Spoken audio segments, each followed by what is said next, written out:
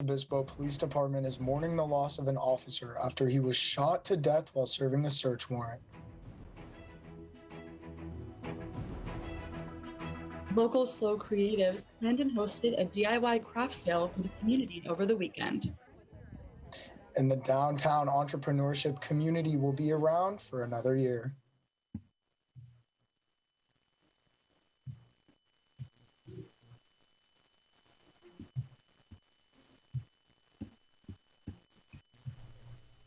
Broadcasting from Swanson Studios, you're watching Mustang News. Hi, my name is Gabe Arditi. Thank you for watching Mustang News TV. And I'm Anya DeMaio, giving you the latest in local and campus news. A San Luis Obispo police officer was killed in a shooting yesterday while officers were serving a search warrant at an apartment on Camellia Court. According to KSBY News, a second officer was shot and taken to a local hospital. As of last night at 10 p.m., he is reportedly stable. City officials say that the suspect was killed by police. Witnesses near an apartment complex on Camellia Court on Margarita Avenue reported hearing gunshots around 5:20 p.m. At 5:45, the suspect was reported down, according to police scanner traffic. Crime scene tape was put up around the complex, and police are cleaning the area to begin investigation. The California Highway Patrol, San Luis Obispo County Sheriff's Office, and San Luis Obispo Fire Department and ambulances were also on the scene. The suspect's identity has not been released, and this is a developing story. More updates can be found on mustangnews.net. A Center for Entrepreneurship and Innovation, PERC, is not being renewed for another 5-year contract. Reporter Jaja Smith has more on the beginning of the end for the Cal Poly lofts that were launched in 2016.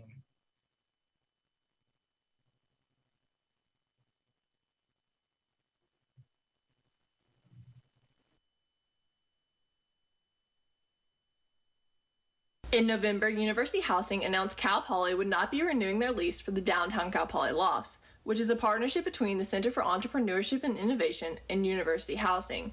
This announcement occurred because Jamestown Properties, a private entity,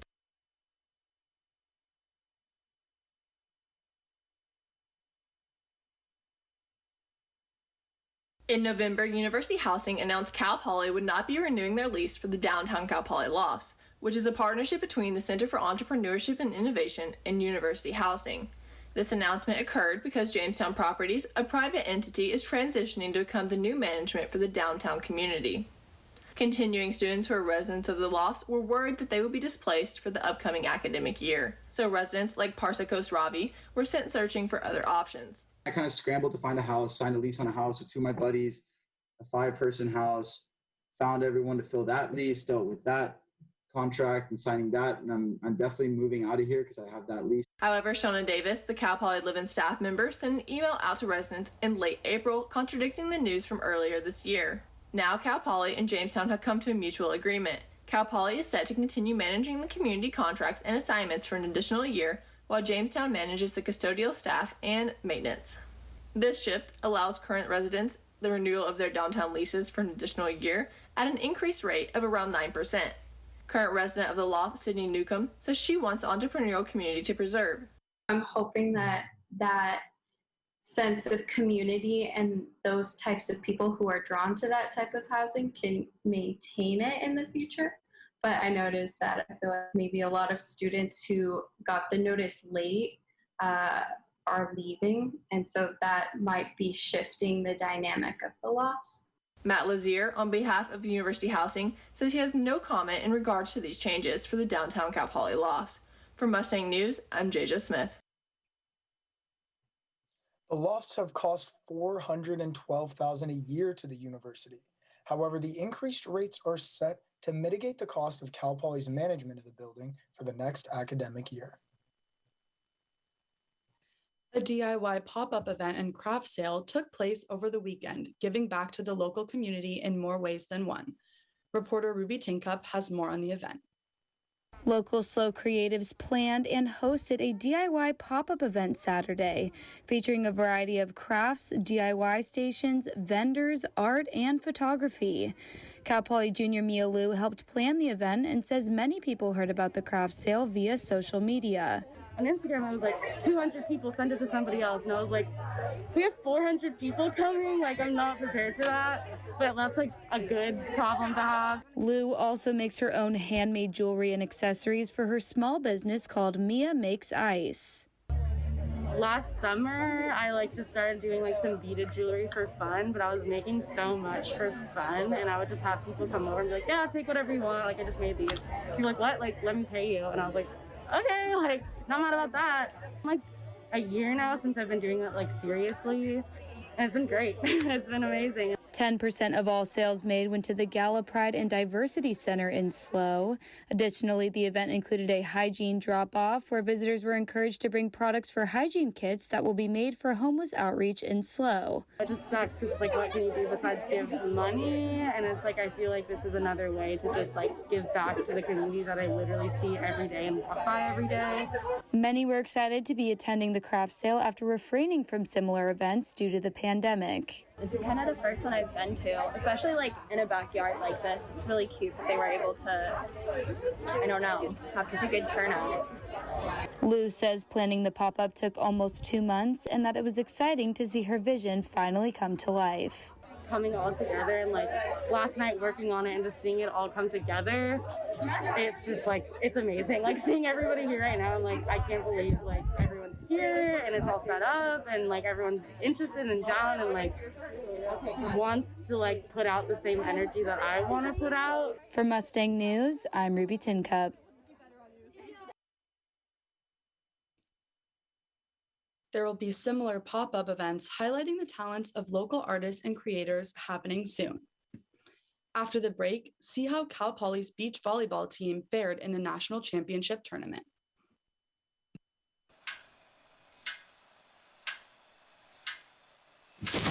Awkward. I'm the awkward silence. You try to avoid me, then there I am again. But an awkward silence can be a great thing. Like Kelly here is about to demonstrate. You haven't really been yourself lately. Are you okay? Find out how you can help a friend with their mental health at seizetheawkward.org. I got some Oxy after I hurt my neck. First, I took them to feel better. Then, I just kept taking them. I didn't know they'd be this addictive. I didn't know how far I'd go to get more.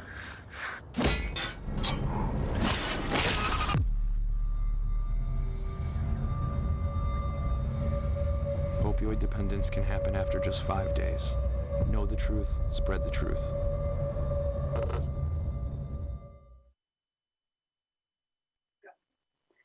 And now looking at our weather forecast for the week, lots of sunshine and clear skies today with a high of 72 degrees and a low of 48 degrees later on this evening.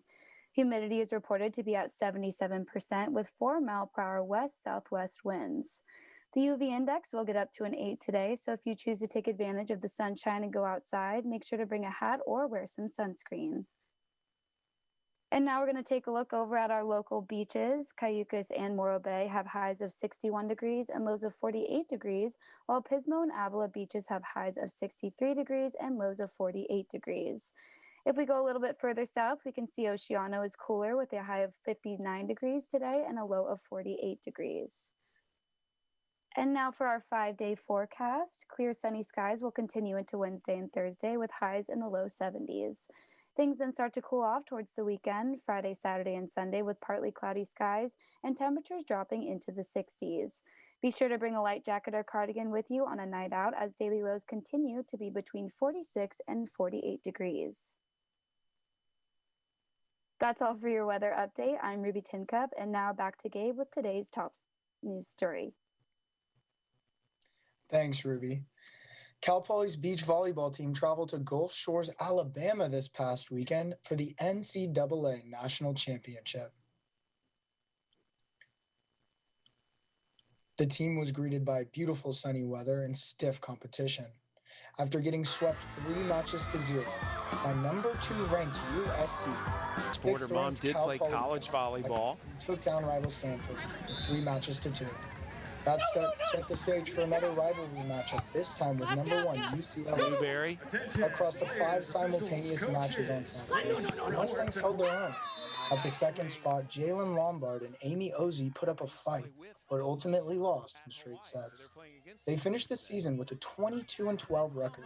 In the number one match, Macy Gordon and Emily Sunny just missed taking the first set and were tied in the second set when UCLA clinched the duel.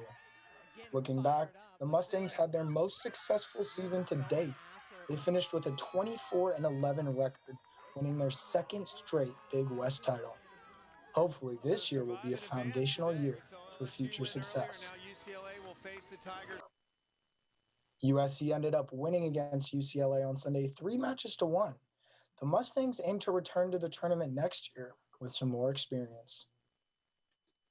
And after the break, reporter Jasia Smith has more on how the pharmaceutical company Pfizer is set to have a new product to combat the pandemic.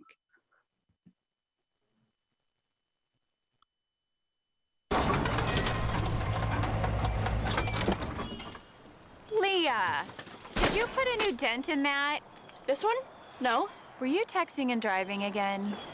Yes. Hi, Leah. Hi, Dad. Sorry about your bumper.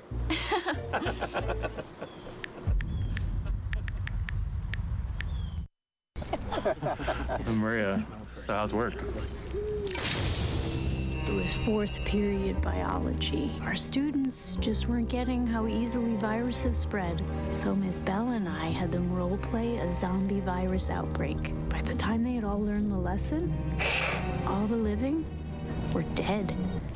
Hey, how's your job going? That big sales meeting I planned? Next year, I might get to go. Cool. In April, Pfizer asked the FDA to expand the vaccine rollout to people ages 12 to 15.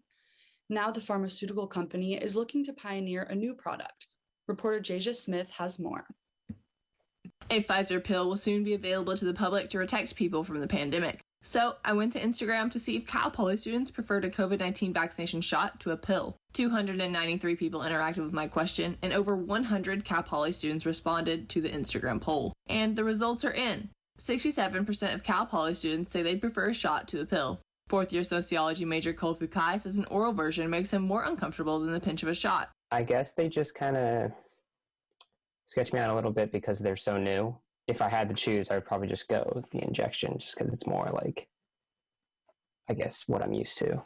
But Fukai's hesitancy is understood as the experimental drug by Pfizer is currently in the clinical trial stages of testing. PF07321332 is currently in testing for the age range of 6 months to 11 years. However, first-year business major Ariel Elan says the pill would simplify the process. Some people are afraid of needles, and I guess it's just easier to just pop a pill. Disagreeing with Fukai because the pill removes the middleman of hospital distribution. According to the Pfizer CEO, the simplification of the process is exactly what the company had intended, and in an interview with CNBC, if the clinical trials go well and the FDA approves the pill, it can be distributed throughout the United States by the end of the year. For Mustang News, I'm Jasia Smith.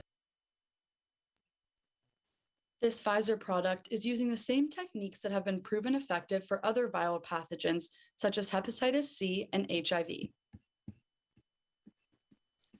Thank you so much for tuning in to today's show. That's all we have for you today. My name is Gabe Arditi. And I'm Anya DeMaio. Have a great rest of your day.